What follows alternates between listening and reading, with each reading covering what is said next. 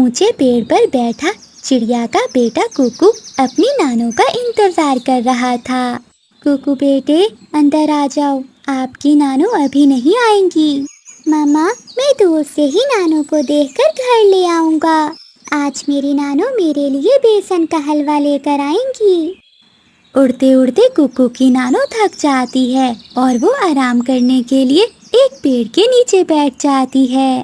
थोड़ी देर आराम करके फिर से उड़ती हूँ। दूर एक पेड़ पर बैठी गोरी कवि कुकू की नानू को देख रही थी। इस बुढ़िया के डिब्बे में क्या होगा? जरूर इसमें कुछ खाने की चीज होगी। ऐसा सोचते हुए गोरी कवि बूढ़ी चिड़िया के पास जाती है। माँ जी, क्या आप थक गई हैं? हाँ कवि बेटी, मैं रानू चिड़िया की माँ हूँ। ये डिब्बा बहुत भारी था, इसलिए मैं थक गई। माँ जी, ऐसा क्या है इस डिब्बे में? इस डिब्बे में बेसन का हलवा है। मैं अपने कुकू के लिए खालिस देसी घी से बना हुआ हलवा लेकर आई हूँ। ये सुनकर गोरी कवि के मुंह में पानी आ जाता है और वो कुकू की नानू से कहती है, बूढ़ी माँ जी, लाइए ये डिब्बा मुझे पकड़ाइए। मैं आपको आपकी बेटी के घर तक छोड़ आती हूँ। भला हो बेटी तुम्हारा, ऐसे ही कहते हैं कि कफे बहुत बुरे होते हैं, पर तुम तो बहुत अच्छी हो। जीती रहो बेटी कफी। फिर गोरी कवि बूढ़ी चिड़िया से वो डिब्बा ले लेती है और वो कुकू की नानू के पीछे पीछे उड़ने लगती है। थोड़ी दूर जाकर गोरी कवि पीछे मुड़ती है और दूसरी तरफ भाग जाती है। बेटी, वो सामने ही तो है मेरी बेटी का घर। मैं तो इस जंगल में बहुत देर से आती जाती हूँ। मैं अपनी बेटी से कहूँगी कि इस डिब्बे में से कुछ हलवा तुम्हें भी दे दे। ऐसे बातें करते करते कुकू की नानू घर तक पहुँच जाती है और जब वो बैठकर पीछे देखती है तो वहाँ कोई भी नहीं था। कफी, कफी बेटी, कहाँ छुप गई हो? अपनी माँ की आवाज़ सुनकर रानू चिड़िया और कुकू बाहर आ जाते हैं। मैं लूट गई। मैंने देसी घी से बेसन का हलवा बनाया था, बहुत मेहनत की थी अपने कुकू के लिए। नानू, क्या हुआ है? सब ठीक तो है ना? वो दुष्ट कफी मुझे रास्ते में मिली थी।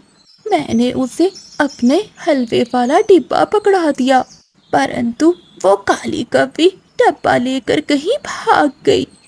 वो जरूर गोरी कवि होगी माँ। वो कवि तो बहुत बुरी है। वो पति पत्नी तो हर समय दूसरों को चूना लगाने में रहते हैं। मैं छोड़ूंगा नहीं गोरी आंटी को, उसने मेरी नानू को परेशान किया है। फिर कुकू वहाँ से भागता है। वो जल्दी से अपने पेड़ दोस्त के पास जाता है। पेड़ दोस्त, वो बुरी कवि मेरी नानू से हलवे का डिब्बा लेकर भाग गई है। हमें उससे वो डिब्बा लेना होगा।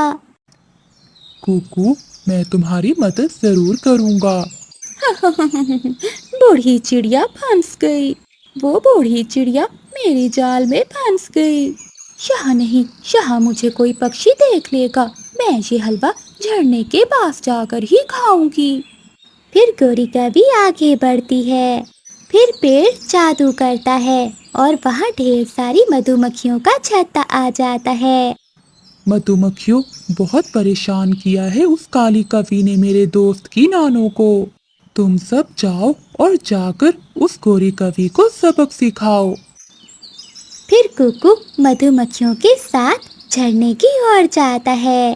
गौरी, तेरे भाग्य में ये हलवा कहाँ था? अगर तू इतनी चालाक ना होती।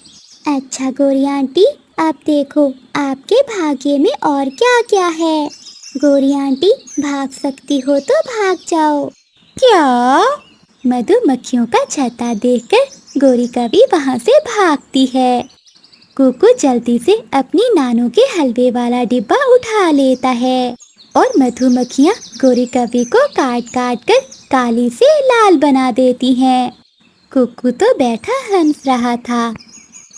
गोरी आंटी, आपको बहुत अच्छी सजा मिली है। आज के बाद आप किसी की नानू को तंग नहीं करेंगी। मैं अपनी नानों को भी बताऊंगा। फिर कुकू खुशी खुशी अपना हलवे वाला डिब्बा लेकर वहाँ से घर चला जाता है और गोरी कवि पेड़ के नीचे लेटी हुई हाय हाय कर रही थी। ऐसे गोरी कवि को बुरे काम की सजा मिलती है। जंगल में घने बादल छाए हुए थे। सभी पक्षी अपने अपने घोंसलों में जा रहे थे। जंगल में बहुत तेज हवाएं चल रही थीं। तेज हवा से गोरी कवि और कालू कवि का घर नीचे गिरकर टूट जाता है। वो मुश्किल से अपनी जान बचाते हैं। कालूपति जी, घोंसला तो टूट गया और बारिश भी होने वाली है। बताओ अब हम बारिशों के दिन कहाँ गुजारेंगे? गोरी, तुम चिंता ना करो, दूसरे जंगल में मेरे जानने वाली एक चिड़िया रहती है। हम बारिशों के दिन वहीं गुजार लेंगे। वैसे भी इस जंगल में अब बारिशें शुरू हो गई हैं। हाँ हाँ कालू जी, जल्दी करो, हम दूसरे जंगल चलते हैं, इससे पहले के बारिश में भीग जाएं। फिर कालू कौवा और गोरी कवि चिड़िया के जंगल जाने के लिए वहाँ से उड़ जाते हैं। वो चिड़िया के जंगल पहुँच जाते हैं और थक जाते हैं।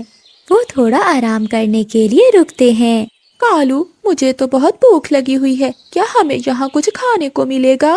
गोरी, तुम यहीं बैठो, मैं जाकर देखता हूँ।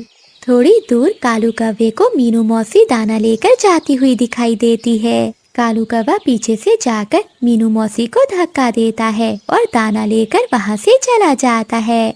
बेशरम दुष्ट कौवा, मेरा दाना लेकर भाग गया। हा हा हा हा हा हा हा हा हा हा। गोरी, मैं छीन लाया उस मौसी से दाना। वो दोनों भूखे थे। वो जल्दी से वो सारा दाना खा लेते हैं। फिर वो दोनों चिड़िया के घर की ओर उड़ते हैं।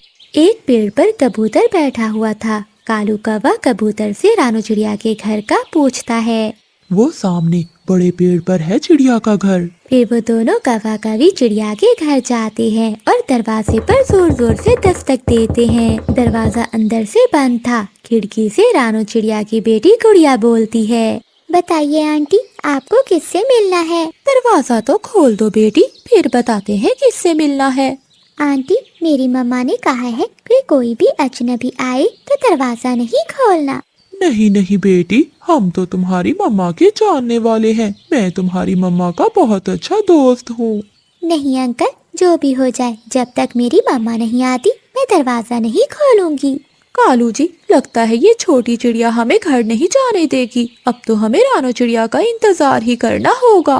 मिठू भैया, अब मैं चाहती हूँ, मुझे घर जाकर अपनी बेटी को दाना भी देना है। फिर रानू चिड़िया अपने घर की ओर चली जाती है। कालू कवि, तुम यहाँ कैसे? रानो, कल की तेज हवा से मेरा घोंसला टूट गया था, इसलिए मैं कुछ दिन तुम्हारे पास रहने के लिए आया हूँ। कालू भैया, बात तो ठीक है, लेकिन मेरा घर भी बहुत छोटा है। आप 1-2 दिन में अपना घर बना लेना। फिर रानू चिड़िया गोरी कवि और कालू कवि को घर के अंदर ले जाती है। चिड़िया, तुम्हारी बेटी ने तो दरवाजा ही नहीं खोला। मैंने कितना कहा इसे। हाँ गोरी, मैंने खुद ही मना किया है इसको।